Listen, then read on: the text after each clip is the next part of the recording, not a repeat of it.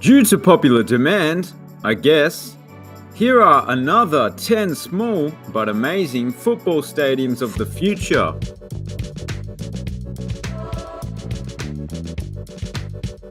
This will be an incredible upgrade for Austria's Donaupark Stadium, located a stone's throw from the Danube River and an even smaller stone's throw from a huge furniture warehouse.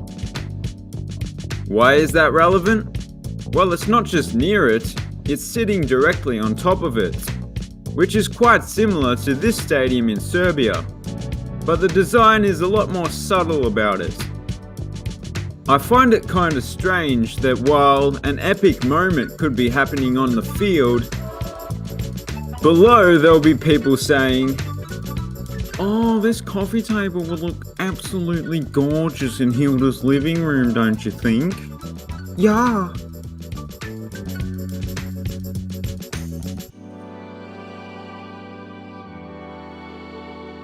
Lions Arena. When I first saw this design, I thought that due to COVID, they'd had to install a giant hand sanitizer dispenser in every corner of the stadium.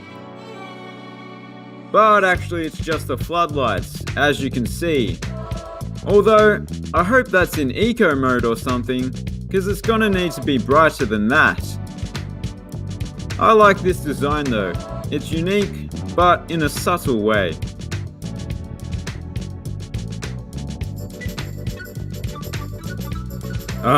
Poland, why are you doing this to me? I'll do my best to pronounce it.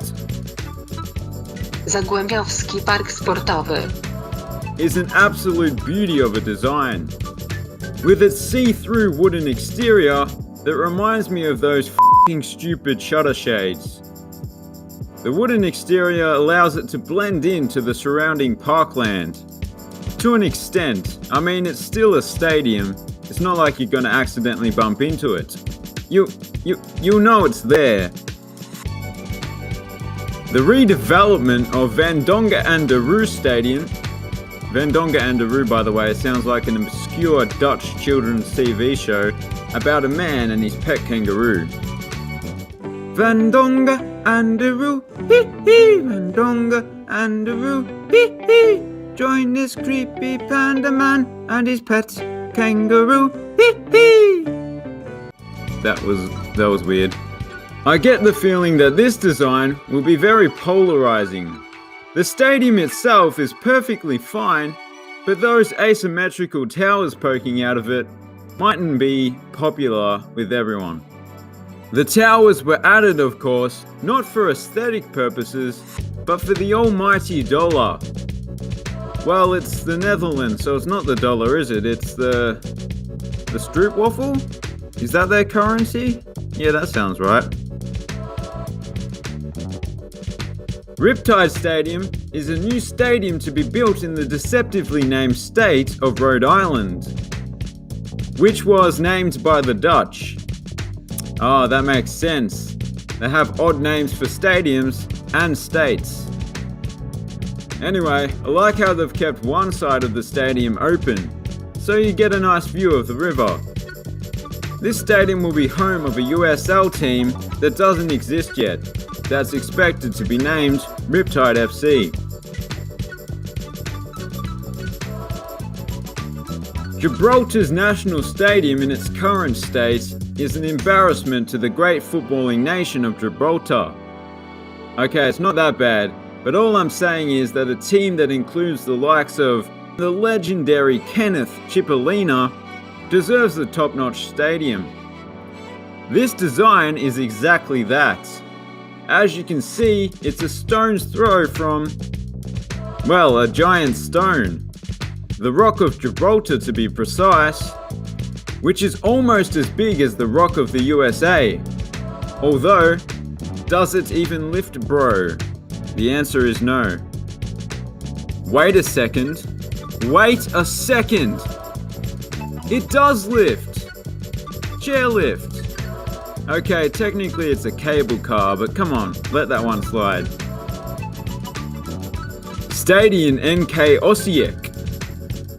This elegant design features an extended roof that shades both those inside and outside the stadium.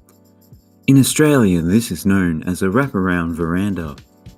And if you like to live the high life, there are skyboxes featuring saunas, spas, and floors. This could all be yours for just €40 million. Stadion Wisły Płock. Thank you, madam. Looks a bit like the other Polish stadium, but with an all-white, partially see-through exterior, which offers ventilation and, due to the shape of the blinds, also offers protection from the weather. The interior is fairly simple, but something that I like is the seating is elevated, so those in the front rows get a better view.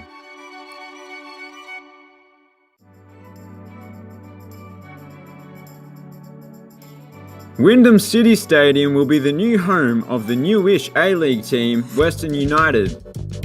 This stadium will be built in the middle of nowhere basically, although it technically still counts as Melbourne.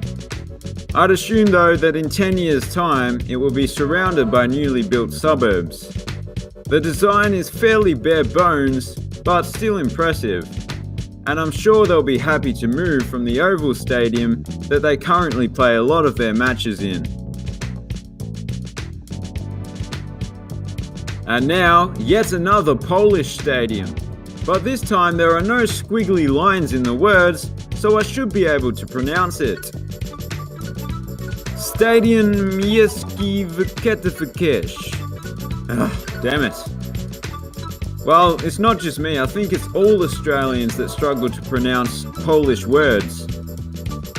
For instance, our highest mountain, everybody calls Mount Kosciuszko, but I'm sure that's not right. Kościuszko. There you go. Anyway, back to the stadium. Poland are killing it with the designs. I really like this one as well. But who can be surprised if they can invent the bagel, which is perhaps mankind's greatest achievement, then designing a stadium should be a cakewalk. Also, if you didn't notice, it's actually a 2-in-1 football stadium and indoor arena, which is a clever idea. Just before I end the video, a little tangent. The phrase cakewalk, it means very easy. So does the phrase piece of cake, and the phrase walk in the park. Do you think somebody just mixed up the two and it stuck?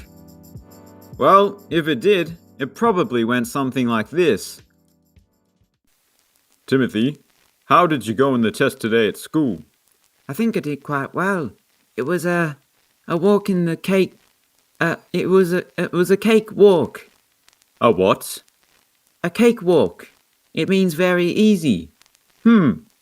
Cakewalk, I've never heard anyone say that before. Kids at my school say it all the time. Timothy, are you telling fibs again? No, you're just a boomer. You wouldn't have heard of it even if it was real. Oh, shit. You're a dull boy, Timothy. And that's it for today's video. If you enjoyed it, please consider subscribing.